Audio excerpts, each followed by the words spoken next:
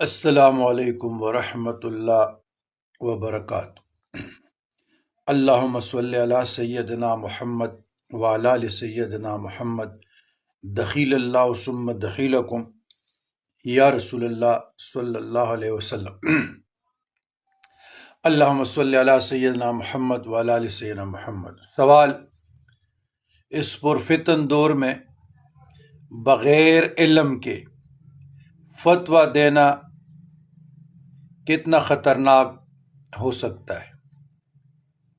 بیان و توجہ۔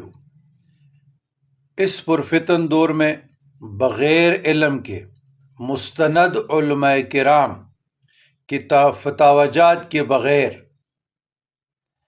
اپنی طرف سے یا اپنے رائے کے بنا پر بغیر تحقیق کے بغیر ریسرچ کے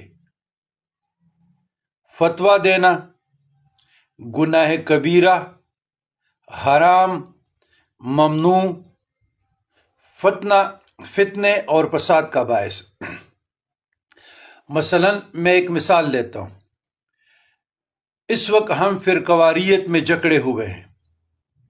ہمارے مدارس، ہماری خانقاہیں، ہمارے مساجد یعنی ممبر سارا جکڑا ہوا ہے۔ اب میں ایک مثال دے رہا ہوں، آپ لوگوں کو سمجھ آ جائے گی۔ مثلا ایصال ثواب ہے، میلاد النبی صلی اللہ علیہ وسلم ہے، 11ویں شریف ہے، یا ختم القرآن ہے، قبرستان میں ایصال ثواب کرنا ہے۔ جو مدارس سے فارغ نہیں ہیں، اہل حدیث سے فارغ ہیں، وہ سارے کہیں گے یہ شرک و بدعت ہے۔ مثال، علماء دیوبند میں پھر لوگ تقسیم ہیں، کوئی مانتے ہیں کوئی نہیں مانتے۔ پھر جب ہم سنی بریلوی میں جائیں گے، وہ ٹوٹل تو اس کے اقراری ہیں، انکار کی گنجائش نہیں۔ پھر جب ہم اہل تشیع میں جائیں گے، وہ تو صرف امامت سے نکلنے کے لیے تیار نہیں ہیں۔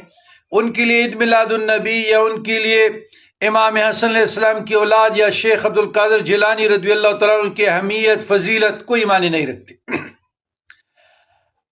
یہ میں نے مثال دے دی۔